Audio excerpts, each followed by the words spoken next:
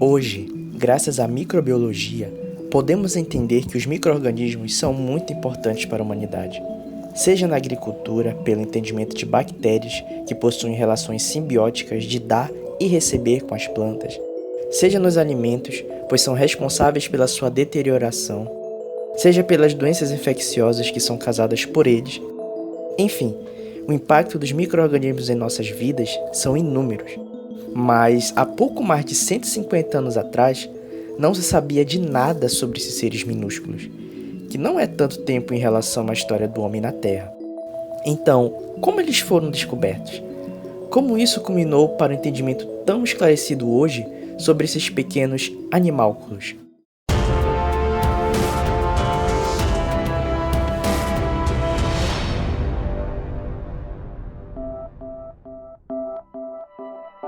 Os primeiros registros conhecidos de micro-organismos datam por volta de 1664, pelo inglês Robert Hooke.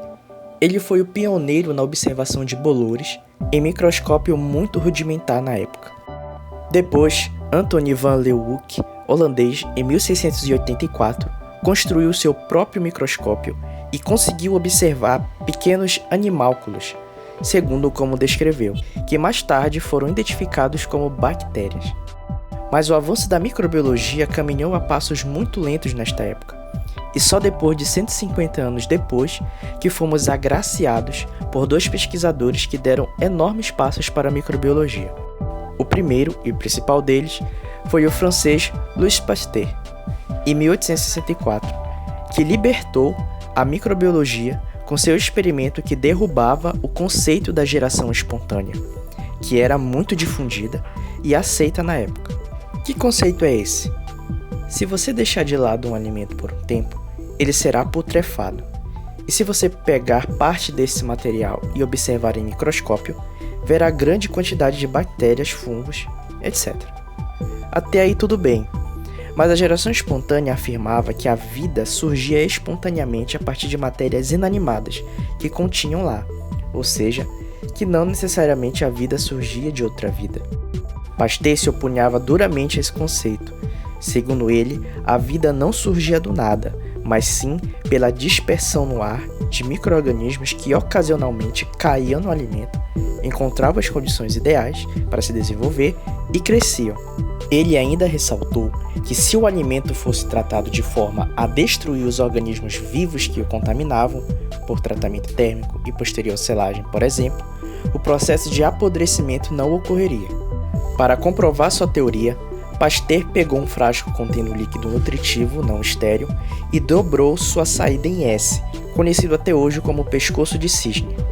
Em seguida, pôs o líquido à fervura intensa. Após a fervura, deixou o frasco esfriar de forma natural e lentamente.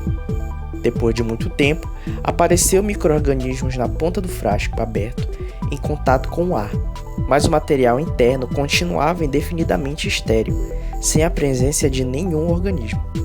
Pasteur então inclinou o frasco de forma que o líquido nutritivo entrasse em contato com os micro-organismos crescidos próximo da tampa e depois de um tempo percebeu que o material do frasco se contaminou e que os micro-organismos cresceram no líquido, comprovando assim que eles eram os responsáveis pela vida que se desenvolvia nos alimentos, que a vida surgia da vida e não espontaneamente.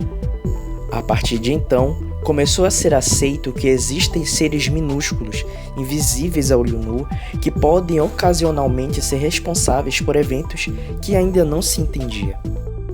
Um pouco mais tarde, outro grande pesquisador alemão chamado Robert Koch conseguiu definitivamente provar que micro-organismos eram responsáveis por doenças infecciosas que até então não tinha devida explicação.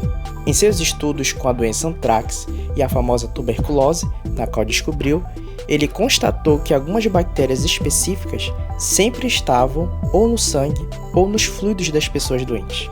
Com seus postulados, conseguiu definir uma prova que micro-organismos específicos eram os causadores de uma doença específica. Mas ok, você deve estar achando isso tudo muito óbvio e muito simples, sem grandes surpresas. Mas tente imaginar que nesses 150 anos atrás, as mortes por doenças infecciosas causadas por micro-organismos eram de longe as maiores. sendo uma das 3 principais causas de morte comparadas a hoje, que é a 6ª causa mais ocorrente de mortes no mundo inteiro, perdendo até para acidentes. É um privilégio que usufruímos hoje e que não nos damos conta. Se hoje for encontrada uma suposta, e falando de forma grosseira, cura para o câncer, com certeza seria um grande marco para a humanidade, visto que hoje é uma das principais causas de morte no mundo. Da mesma forma, a identificação de que bactérias e fungos eram na época os causadores das doenças que não se sabia de onde vinham e que pessoas e crianças talvez não morressem mais por uma simples ferida que se inflamou, definitivamente é um grande progresso para a humanidade.